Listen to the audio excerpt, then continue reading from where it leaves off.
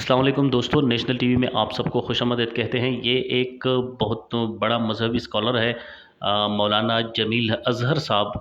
आप इसकी वीडियो देखें किस तरह इनको एक्सपोज करते अदम हैं एतमाद का शोर है, बड़ा जुल्म बरपा है मुल्क के अंदर। मैं हाथ जोड़ के अपील करता हूँ मौलाना फजल रहमान साहब से कि इन समा वल बसरा वल फुआद कुल्लु उलाइका अन्हु मसऊला। ये याद रखो, ये दुनिया ख़त्म हो जानी है, इक़्तिदार ख़त्म हो जाना है, ये सब चक्कर ख़त्म होने हैं, वहाँ पेश होना है अचर में। किसी को यहूदी एजेंट मत कहो, कादियानी एजेंट मत कहो। और वो शख्स वो है जिसने तेरे 30-40 साल इक़्तिदार के बावजूद कुरान के औराक पे टैक्स ख़त्म नहीं किया था। इस शख्स ने आकर कुरान के कागजों पे कहता है, जब मुझे पता चला कि कुरान का जो दरामद होता है पेपर, उसमें भी टैक्स लिया जाता है, मैंने वो टैक्स फ्री कर दिया है। और तुम्हें क्या चाहिए? फिर उसने अक़वाम मुत्तहिदा में जो तकरीर की है, उस तकरीर के बाद चिचनिया का सदर मास्को में सिर्फ इसका माथे को बोसा देना आया है कि मैं देखने आया हूं उस शख्स को कि जिसने अक़वाम मुत्तहिदा में इस्लाम का मुकदमा लड़ा है। फिर पूरे मुसलमान मुल्कों के सामने होते हुए अक़वाम मुत्तहिदा ने इमरान खान की करारदाद को मंजूर किया है कि इस्लाम के खिलाफ झूठा प्रोपेगेंडा बैन किया जाए, जैसे उनका वो किया जाता है यहूदियों का होलोकॉस्ट। कितनी बड़ी बात कर दी है, इस्लाम का मुकदमा और कैसे लड़ना है। फिर तुम अदम एतमाद कहते हो, उसके जलसे बता रहे हैं कौम को एतमाद है, तुम क्यों उसको हटाना चाह रहे हो? मैं उलमा से अर्ज करता हूं कि अल्लाह के लिए अल्लाह से डर जाओ, किसी की जात के लिए दीन को इस्तेमाल नहीं करो। अगर किसी से मौलाना फजल रहमान का बुग़्ज़ है, उसका जाती है, दीन उसमें इस्तेमाल नहीं करो। अगर वो दीन के खिलाफ कहीं जाए तो सबसे पहले हम खड़े होंगे इंशाअल्लाह। और फिर मैं आपको बताऊं, एक और बीमारी चल रही है, उसने उसको खरीद लिया, उसने उसको खरीद लिया। वो एक मेंबर होता था कौमी असम्बली का, उसने कहा ये मुकद्दस ऐवान है, डरने वालों ने इस पे हमला कर दिया है, ये मुकद्दस है, और तेरी तकदीस वहां पे लूट गई। जब किसी का 18 करोड़ लेट लग गया, किसी का 15 करोड़, इसका मतलब है ये कौमी असम्बली नहीं है, ये मवेशी मंडी है। जो जो तुमसे होता है कर लो, लेकिन कौमी असम्बली है तो कौम के गैरतमंद लीडर होने चाहिए। टके टके पे बिकने वाले बकरी, खोती और जनाब भैंस और गाय होती है, इसलिए मैं इसको मवेशी मंडी आज से कहता हूं।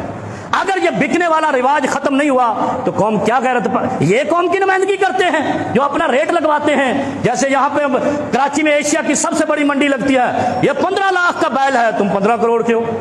फर्क क्या है तुम्हारे अंदर और गाय और बैल के अंदर? इसलिए मेरे भाई, इस मुल्क के साथ खुलवाड़ नहीं करो। इस शख्स ने इस्लाम का भी मुकदमा लड़ा है। और फिर मजे की बात जो मैं पहले कर आया हूं, 30 साल में हमें कुछ नहीं मिला इस मुल्क में, इन फराडियों से मजीद 5 साल दे के आपने क्या लेना है? जो 30 साल में आपको एक कारखाना नहीं दे सके, पानी बिजली घर नहीं दे सके, हम आज भी चाइना से मंगवा रहे हैं, खिलौने भी चाइना से मंगवा रहे हैं। इसलिए अल्लाह से डरो, इस मुल्क पे रहम करो, इस वतन, इस कौम और मुसलमानों पे रहम करो।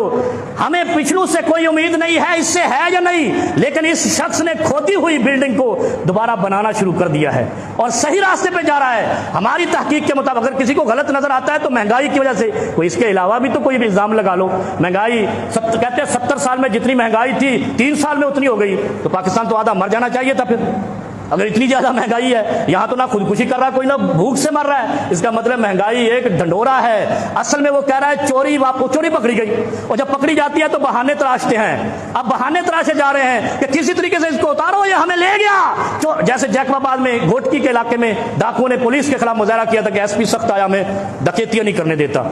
ये चक्कर है। और एक मिसाल मैं आपको सुना के बात खत्म करता हूं, क्योंकि हक का साथ जो कौम नहीं देती, खुदा उनका फ़इन्न लहू मईशतन ज़नका, जो कौम हक और बातिल को नहीं पहचानती, खुदा उनका रिज्क तंग कर देता है। किसी को नहीं सुनाई आज तक बात। 10 दिन हमें बंद रखा मेलोडी थाने के अंदर। मेलोडी इस्लामाबाद का एक इलाका है। वो हमने पूछा क्या मसला है, उन्हें पेपर लेके आए रात को 2 बजे, इस पे साइन करो। पढ़ा तो उसमें लिखा था जब वो फलां आलिम दीन गिरफ्तारी दे देगा आपको रिहाई मिल जाएगी। 10 दिन हम बंद रहे, आखिर बिल आखिर उसने गिरफ्तारी दी, हम रिहा हो गए। हम ना जमानती, ना उसकी पार्टी के, ना हम उस जलसे के शरीक। शहबाज शरीफ उस वक्त वजीर आला था और यह शख्स उस शख्स का जमानती है जो मुल्क से फरार होकर वापस नहीं आ रहा, जिसको 7 दौरे पड़ रहे थे। इमरान खान साहब, अगर इस खानदान के 10 अफराद को आप बंद कर दें, वो भागता हुआ शाम को इधर आएगा इस शर्त पे कि जब ये छूटेंगे तब जब वो आएगा तो मुल्क सब सुधर जाएगा।